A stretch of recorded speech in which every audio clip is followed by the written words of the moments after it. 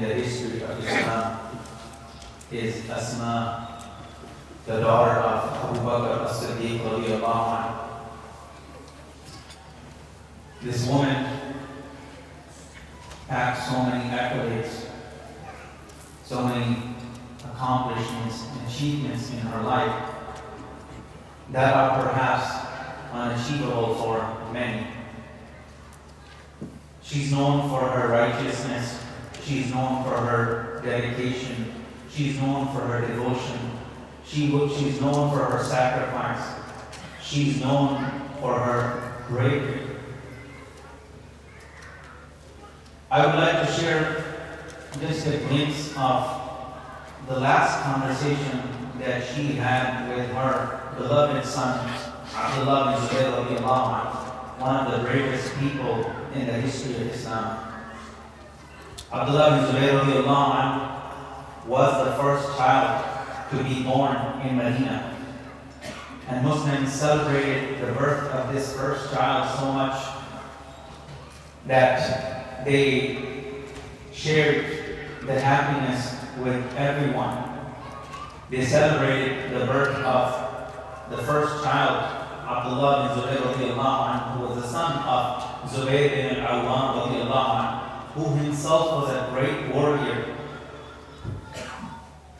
a fierce fighter, and a great devotee of Islam, who sacrificed so much and participated in over 80 battles throughout his lifetime, and sustained so many wounds on his body in the course of those battles that he fought for Islam. So Abdullah bin Zubayr radiallahu anhu, he was besieged in Mecca, the holy city of Mecca, by the forces of Hajjaj bin Yusuf. And he knew that he could not stand Hajjaj's army anymore. He stood firm as long as he could, and he fought as long as he could. But now he could not see any path forward. So he went to see his beloved mother, Asma radiallahu anha, who was, keep in mind, 100 years old at that time. And Abdullah bin Zubayr radiallahu anhu himself was 72 years old.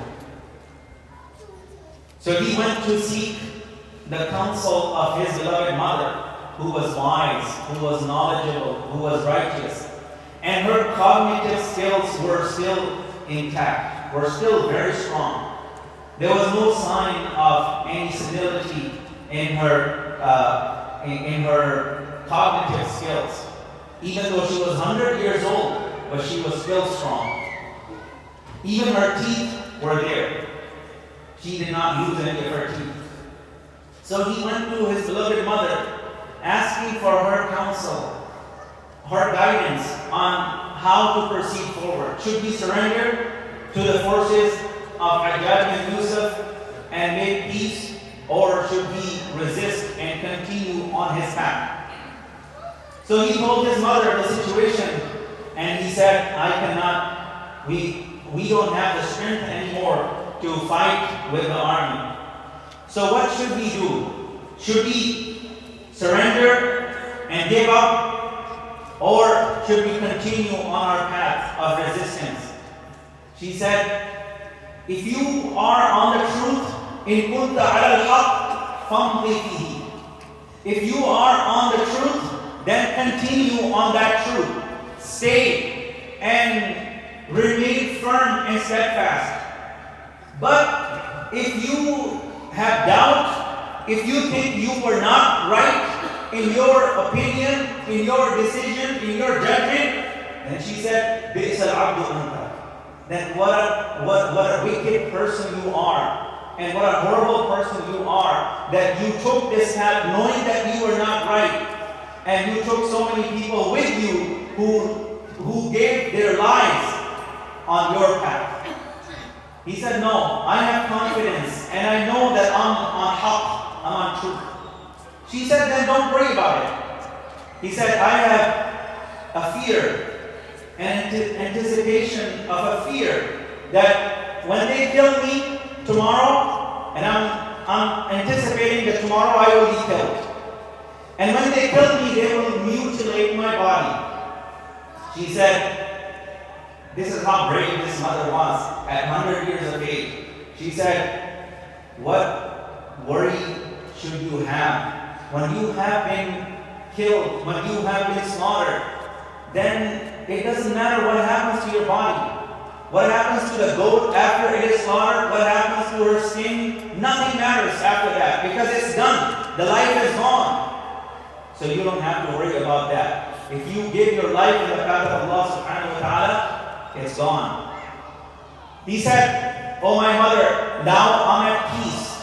I wanted to get your counsel and your advice on moving forward, and I got that. He said, before I part ways with you, I would like to inform you of who your son was. He said, I want you to know, my beloved mother, that your son had never, ever deliberately disobeyed Allah subhanahu wa ta'ala in his entire life. Imagine the profound statement he's making, that your son has never, ever disobeyed Allah in his entire life. And he never committed a sin in his entire life deliberately. Deliberately means I never premeditated a sin. If a mistake happened, it happens. I'm not claiming that I'm innocent, but I never deliberately disobeyed Allah subhanahu wa ta'ala. I never deliberately committed a sin to displease Allah subhanahu wa ta'ala. I never breached a trust in my life. I never did wrong to anyone in my entire life. I never exceeded my limits in the book of Allah subhanahu wa ta'ala. And I know that I have done nothing wrong in my entire life. And finally, he closes off his statement by saying, oh my beloved mother, I'm not telling you this so I could boast about my character and about my life. I'm telling you this so you stay at peace. After I'm gone tomorrow, you know that your son was the righteous person. Your son had never disobeyed Allah. Your son remained firm on the path of Allah subhanahu wa ta'ala. Your son was an obedient servant of Allah subhanahu wa ta'ala. So this is just to console you. Because once a mother knows that this is her son, she would be proud of that. And so Asma radiallahu anha, she said, I thank Allah subhanahu wa ta'ala for having raised you as my son, as my child. And I'm proud of you. My beloved brothers and sisters, these are the examples of courage and inspiration from our own history. These are our predecessors. These are our Salaf al-Salihun, our mothers, our fathers, the examples of whom we try to follow and we try to emulate. Tonight is a very historic night, very blessed night. It is the night of the Battle of Badr. Tonight is Laylatul Badr. Tomorrow is the 17th day of Ramadan, which was the day of the Battle of Badr, and tonight is the night of the Battle of Badr. It was this night when the Prophet ﷺ made this supplication to Allah subhanahu wa ta'ala in all the humility. He was not seen praying like that ever before or ever after. He said, Allahumma in tuhlik hadhihi al-asaba falan tu'bad fil ardi ba'du.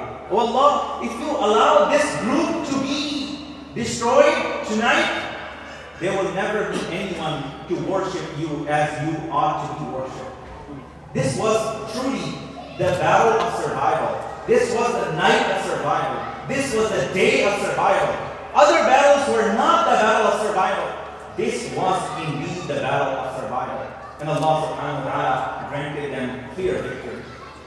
I would like to remind everyone, inshallah, that tomorrow night we have our annual fundraiser, and we would like to invite all of you for the final time, inshallah. We would like to see all of you for iftar, break your fast with us here, inshallah, and support the fundraiser so we can continue with our construction project and we can complete it on time, inshallah. Jazakallah.